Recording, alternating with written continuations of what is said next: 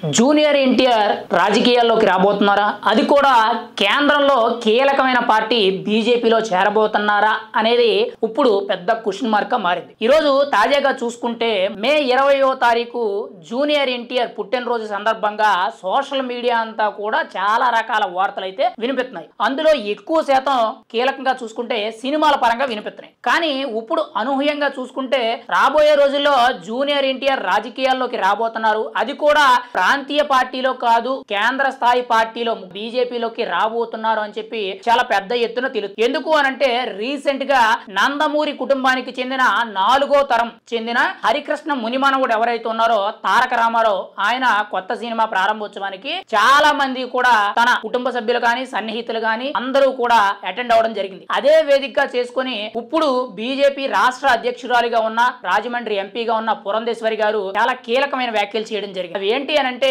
రాబోయే రోజుల్లో చాలా కీలక పరిణామాలు చోటు చేసుకుంటాయి. అందులో ముఖ్యంగా జూనియర్ ఎన్టీఆర్ తన కుటుంబ సభ్యులతో ఎవరితో ఎలా ఉన్నా కానీ నా మీద మాత్రం చాలా ప్రత్యేకమైన అభిమానం చూపెడతాడు, నేనంటే చాలా ఇష్టం, ఏ విషయంలో కూడా నా మాట కాదనడు అనే విధంగా మేనల్లుని కొంత పొగడతలతో ముంచెత్తింది. ఒక రకంగా చెప్పాలంటే ఈ పొగడతలు అనేవి రాబోయే రోజుల్లో రాష్ట్ర రాజకీయాల్లో కీలక మలుపు కింద బీజేపీలో జూనియర్ ఎన్టీఆర్ అధిష్టాన పీఠం ఎక్కబోతున్నారు అనే సూచనలు అనేవి చాలా పెద్ద ఎత్తున వినపడుతున్నాయి. అయితే ఇదొక ఎత్తు అని మనం అనుకుంటే గతంలో కూడా త్రిబుల్ ఆస్కార్ అవార్డు గెలుచుకున్న సమయంలో ప్రత్యేకించి కూడా కేంద్ర హోంశాఖ మంత్రి అయిన అమిత్ షా గారిని జూనియర్ ఎన్టీఆర్ చాలా పర్సనల్ గా భేటీ అవ్వడం జరిగింది. అప్పట్లోనే జూనియర్ ఎన్టీఆర్ రాజకీయాల్లోకి రాబోతున్నారు, బీజేపీతో చర్చలు సంప్రదింపులు చేపట్టబోతున్నారు, అమిత్ షాకి జూనియర్ ఎన్టీఆర్ కి మధ్యలో ఈ సమావేశం అనేది చాలా కీలక మార్పులు తీసుకురాబోతుంది అనేటట్టు చాలా మంది కూడా గుసగుసలాడడం జరిగింది. సోషల్ మీడియా అంతా కూడా చాలా పెద్ద ఎత్తున ప్రచారం అయితే జరిగింది. 2024 ఎన్నికల్లో జూనియర్ ఎన్టీఆర్ ఇటు కూటమి పార్టీల్లో అంటే జనసేన, టీడీపీ, బీజేపీ ఈ 3 పార్టీల్లో ఏ పార్టీకి సపోర్ట్ చేయలేదు. లేదనంటే కూటమికి వ్యతిరేకంగా ఉన్న వైఎస్ఆర్సీపీ పార్టీకో లేదా కాంగ్రెస్ పార్టీకో ఇతర పార్టీలకు కూడా ఎక్కడా కూడా తన మద్దతు అనేది అంటే అఫీషియల్ గా గానీ అన్అఫీషియల్ గా గానీ ఎక్కడా కూడా మద్దతు అనేది తెలియచేయాలి, చాలా సైలెంట్ గా ఉండడం అయితే జరిగింది. కానీ ఇక్కడ రీసెంట్ గా మేనత్త చేసిన పొగడ్తలు ఏవైతే ఉన్నాయో మేనల్లుడు గురించి, అంటే బీజేపీ రాష్ట్ర అధ్యక్షురాలు పురంధేశ్వరి గారు జూనియర్ ఎన్టీఆర్ గురించి కొన్ని పొగడ్తలు ఏవైతే చెప్పారో రాబోయే రోజుల్లో బీజేపీ రాష్ట్ర అధ్యక్షుడిగా ఒక రకంగా చెప్పాలంటే బీజేపీని నడిపించే దిశగా జూనియర్ ఎన్టీఆర్ రాజకీయాల్లోకి రాబోతున్నారు అని చెప్పి ఒక శుభ సూచిక అయితే వినపడదు. మరి ఎంతవరకు నిజం ఏంటి అనేది మనం అయితే చూడాలి. ఇంకోవైపు చూసుకుంటే ఆల్రెడీ టీడీపీకి సంబంధించి చంద్రబాబు నాయుడు తర్వాత 3వ తరం కింద టీడీపీలో 3వ తరం కింద నారా లోకేష్ గారు రంగం సిద్ధం చేసుకుని కొద్ది రోజుల్లోనే ఆయన యువరాజుగా పట్టాభిషేకం చేసి అధిష్టాన పీఠాన్ని అయితే అవరోహించే అవకాశం అయితే కనబడుతుంది. అంటే ఒక రకంగా చెప్పాలంటే టీడీపీ పార్టీ పూర్తి పగ్గాలన్నీ కూడా నారా లోకేష్ కి రాబోతున్నట్లు మనకి సమాచారం ఉంది. మరి అటువంటి పరిస్థితుల్లో జూనియర్ ఎన్టీఆర్ కి తన తాత పెట్టిన టీడీపీ పార్టీలో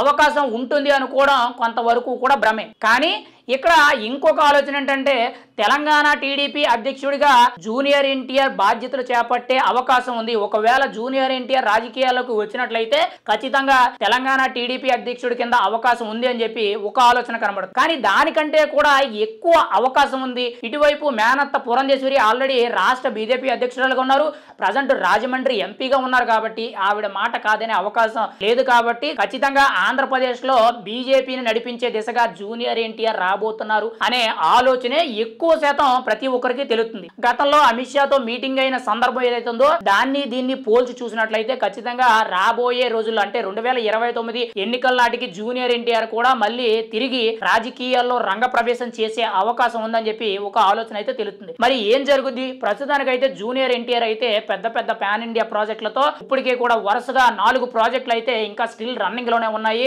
ఈ ప్రాజెక్టులు ఎంతవరకు పూర్తి అవుతాయి, ఆ ప్రాజెక్టులు పూర్తయిన తర్వాత ఇంకా సినిమాల్లో కంటిన్యూ అవుతారా లేదంటే రాష్ట్ర వ్యాప్తంగా రాష్ట్ర బీజేపీ పార్టీ పగ్గాలనేవి తీసుకుంటారా లేదని చూడాలి.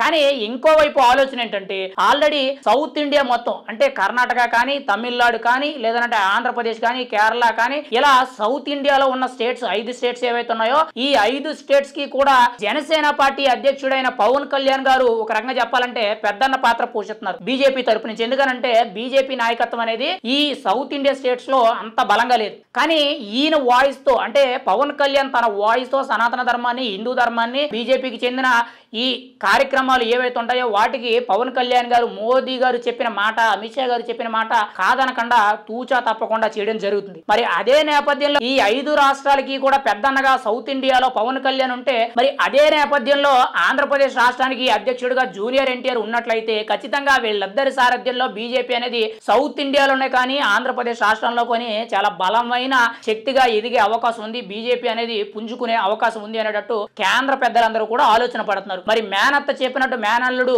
విని ఖచ్చితంగా బీజేపీ పార్టీ అధ్యక్షుడిగా ఆయన అవకాశం తీసుకునే ఆ సందర్భం అనేది వస్తుందా అనేది మనం అయితే చూడాలి. ప్రజెంట్ జూనియర్ ఎన్టీఆర్ గారికి అయితే రాజకీయాల మీద అంత ఇంట్రెస్ట్ లేదో అనేటట్టు కొంత సమాచారం వినబడుతుంది.